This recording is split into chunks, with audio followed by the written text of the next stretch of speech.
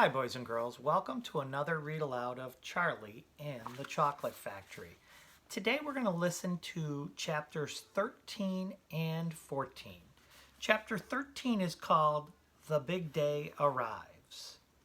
The sun was shining brightly on the morning of the big day, but the ground was still white with snow and the air was very cold. Outside the gates of Wonka's factory, enormous crowds of people had gathered to watch the 5 lucky ticket holders going in.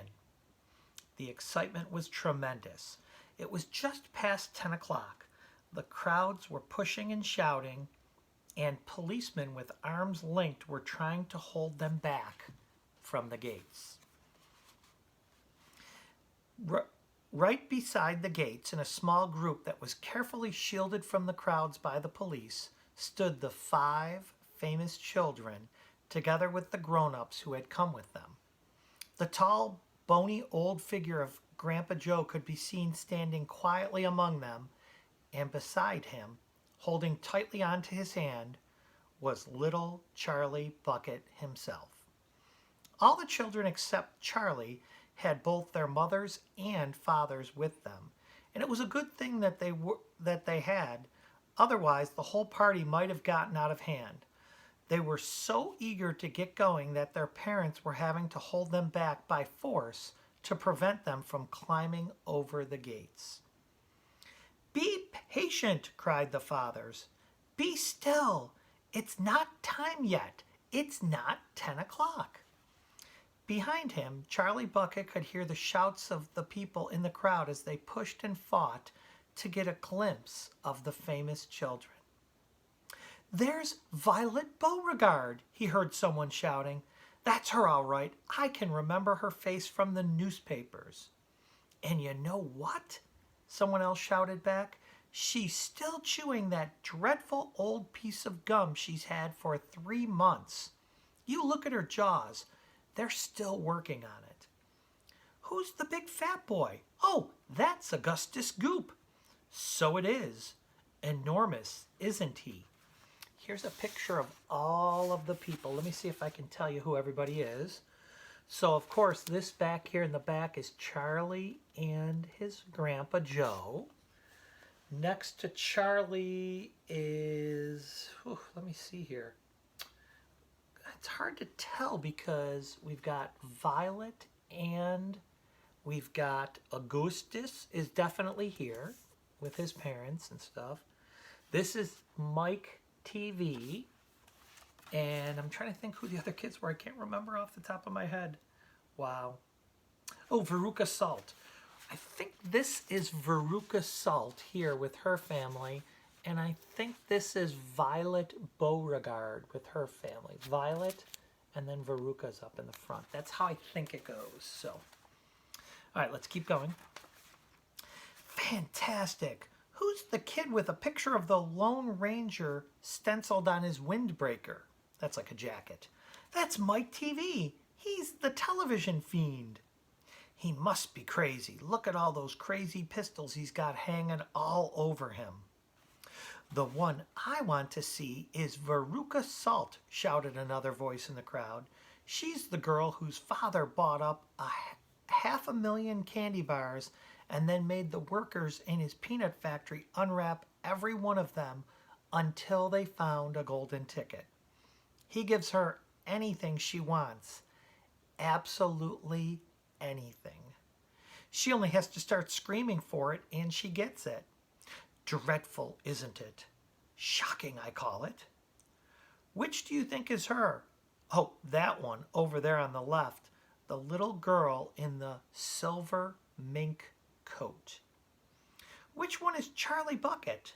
"Charlie Bucket? He must be that skinny little shrimp standing beside the old fellow who looks like a skeleton. Right close to us. Just there. See him?"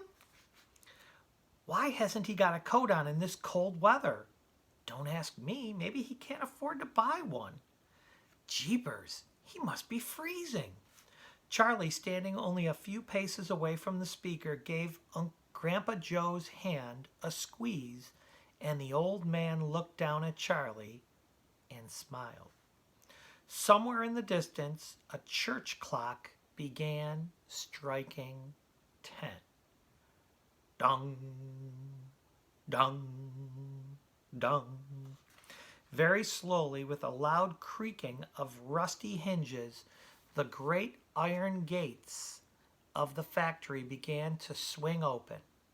The crowd became suddenly silent. The children stopped jumping about. All eyes were fixed upon the gates. "There he is!" somebody shouted. "That's him!" And so it was. Chapter 14, Mr. Willy Wonka. Mr. Wonka was standing all alone just inside the open gates of the factory, and what an extraordinarily little man he was. He had a black top hat on his head. He wore a tailcoat made of beautiful plum-colored velvet. His trousers, meaning his pants, were bottle green. His gloves were pearly gray, and in one hand he carried a fine gold-topped walking cane. Covering his chin there was a small, neat, pointed black beard, a goatee, that's like right in here. And his eyes were the most marvelously bright. They seemed to be sparkling and twinkling at you all the time. The whole face, in fact, was alit, meaning lit up with fun and laughter. And oh, how clever he looked, how quick and sharp and full of life. He kept making quick, jerky little movements with his head, cocking it this way and that way, and taking everything in with those bright, twinkling eyes. It was like a squirrel, he was like a squirrel in the quickness of his movements, just a quick, clever old squirrel from the park. And here's a black and white picture of Mr. Wonka with Veruca Salt. Suddenly, he did a funny little skipping dance in the snow, and he spread his arms wide, and he smiled at the 5 children who were clustered near the gates, and he called out, "Welcome, my friends. Welcome, my little friends, to my factory." His voice was high and fluty. "Will you come forward one at a time, please?" he called out, "and bring your parents. Then show me your golden ticket and give me your name. Who's first?" The big fat boy stepped up. "I'm Augustus Gloop," he said. "Augustus!" cried Mr. Wonka, seizing his hand and pumping it up and down with terrific force. "My dear boy, oh, how good to see you. Delighted, charmed, overjoyed to have you with us. And these are your parents? How nice. Come in, that's right. Step through the gates." Mr. Wonka was clearly just as excited as everyone else. "My name," said the next child to go through, "is Veruca Salt. My dear Veruca, how do you do? What a pleasure this is. You do have an interesting name, don't you? I always thought that a verruca was a sort of wart that you got on the sole of your foot. But I must be wrong, mustn't I? How pretty you look in that lovely mink coat. I'm so glad you could come. Dear me, this is going to be such an exciting day. I do hope you enjoy it. I'm sure you will. I know you will. Your father? Oh, hi, how are you, Mr. Salt? And Mrs. Salt, I'm overjoyed to see you. Yes, the ticket is quite in order. Please go in." The next 2 children, Violet Beauregard and Mike TV, came forward to have their tickets examined and then to have their arms practically pumped off their shoulders by the energetic Mr. Wonka. When he says that, he means he was shaking their hands so quickly like he thought that the arms would come right off of their sockets. And last of all, a small, nervous voice whispered, "Charlie Bucket?" "Charlie!" cried Mr. Wonka. "Well, well, well. So there you are. You're the one who found your ticket only yesterday, aren't you?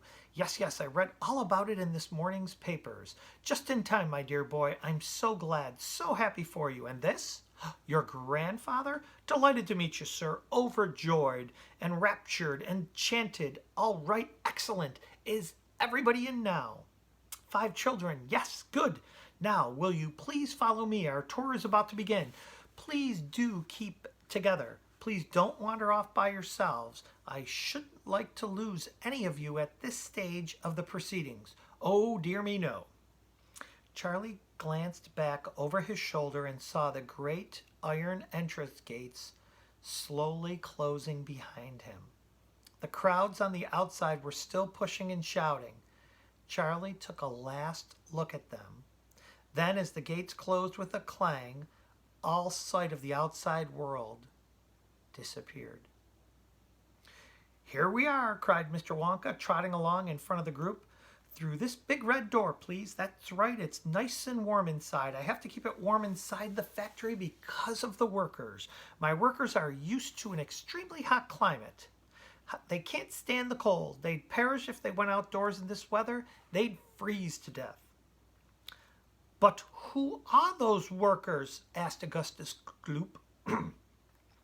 All in good time, my dear boy, all in good time, said Mr. Wonka, smiling at Augustus. Be patient. You shall see everything as we go along. Are we all inside? Yep, good. Would you mind closing the door? And thank you. Charlie Bucket found himself standing in a long corridor that stretched away in front of him as far as he could see. The corridor, corridor is a fancy word for hallway, was so wide that a car could have easily been driven along it. The walls were pale pink. The lighting was soft and pleasant. How lovely and warm, whispered Charlie. I know, and what a marvelous smell, answered Grandpa Joe, taking a long, deep sniff. All the most wonderful smells in the world seemed to be mixed up in the air around them. The smell of roasting coffee and burnt sugar and melting chocolate and mint and violets and crushed hazelnuts and apple blossom and caramel and lemon peel. And far away in the distance, from the energy of the great factory, came a muffled roar of energy as though some monstrous, gigantic machine were spinning its wheels at breakneck speed.